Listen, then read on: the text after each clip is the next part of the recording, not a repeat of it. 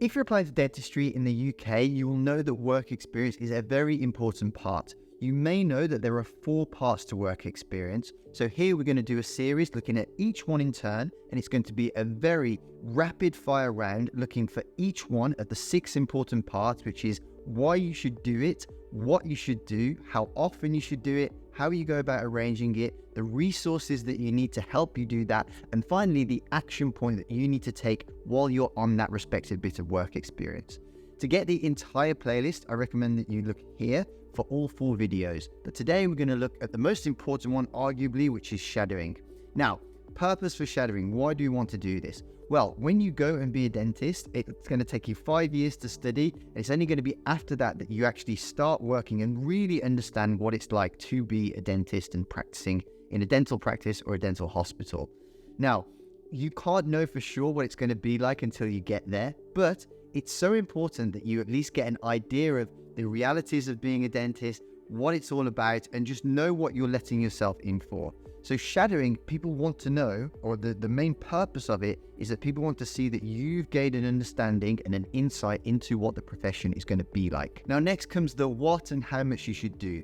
Now, for dentistry, it's basically time in practice. You can go and work in a dental hospital, which is also fantastic, a little bit more difficult to get, but also very good bits of practice. Now, really, ideally, you want 2 weeks, so 80 hours if you call it full-time, in practice or in hospital. If you can get 40 in practice and 40 in hospital, that's great. If you can get something between an NHS practice and a private practice, that's also a fantastic spread. Even if it is just 2 different practices, or even 2 weeks in the same practice is fine, but it's just the more variety that you can get, especially between NHS and private, the better your experience will be in that sense. The next section is the frequency with which you do this. Now, unlike your shadowing and your volunteering, which we'll talk about in that series if you check out the playlist here, the shadowing one is kind of more of a one-off or maybe a 2-off event if you're doing 2 separate placements. But really, it's kind of, you go, you're a fly on the wall, you're observing a dentist, whether that's in hospital or in practice, and you kind of have it done. So it's something that you, like I say, is a standalone event that you have to tick off, almost compartmentalize, get it done, and then park it to one side. And I'll talk about the action that you need to take later, but it's almost done, and then you can move on with the rest of your dental school application. Now, if you're having difficulty with arranging work experience, I'm going to talk about it later, but also if you need some help with not just this part of the dental school application, but with all the 5 major keystones that you need to touch and nail to get into what is now a more competitive course in medicine, check out this video here for how we help people and have had a ridiculously good success rate of 90% or above every single year for the past God knows how many years now to get people into their first choice dental school at the first attempt. Now, probably the most important and difficult part of this is the how you arrange this. Now, whether we're going for hospital or dental practice, we do need to have a lot of persistence here. It is going to be difficult.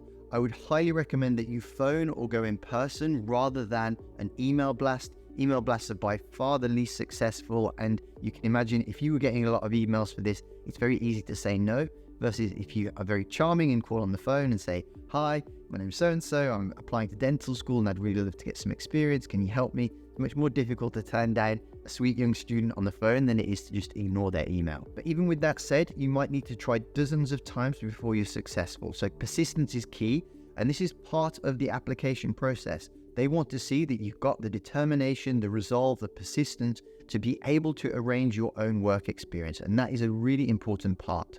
Now, the second part is going to dental practice. Now, dental practices are much easier than the hospital side of things because you typically will have several within a short radius of yourself. So the penultimate section we're going to talk about is resources. And one of the best resources that you can use is NHS Choices. So you go on there and you search for dental practices, you type in your postcode and the area that you want to set it within, or the radius, and that will give you all of the dental practices within a set range of your house. And that makes it very easy. You can call or you can go in person. Like I say, sometimes in person is better, but then you just work through all of the practices. Again, use your best charm offensive to explain what you're doing. You're applying to dental school, you want to become a dentist, and you would love, if you could, for a week just to come and be a fly on the wall and shadow one of the dentists. And that is basically it. But the most important thing to do whilst you're on your shadowing placement is to keep a log. when you come to write your personal statement or you get asked to interview, they will want to hear stories on things that you've learned, insights that you've gained. And trust me, when you have an amazing experience, you think there is no way that you're possibly going to forget this. But I assure you, the important stuff like the details, what the patient was suffering from, and just all of the insights that you gained at the time, you might remember the headlines, but it's the real nitty-gritty details that they'll ask you about and what contribute to a good story. So important that you jot these down somewhere. So keep a log of all the interesting cases that you saw and just have it as a collection of material that may go into your personal statement, may come up at interview. And just before that, you will have somewhere where you can go to and reference those so that they're fresh in your memory when you're writing or when you're talking about it at interview. Now, shadowing is just one element of the dental school work experience package. I'm going to talk about the other 3 that are going to be in this playlist here, and they will come up as we release the videos. However, if you would like some one-on-one help with your dental school application, as we said, dentistry has now overtaken medicine in its competitiveness. If you want some one-on-one help, you can check out this video here where we talk about the program that's had so much success with getting people into their first choice dental school. But thank you for watching, and I'll see you over in one of those videos.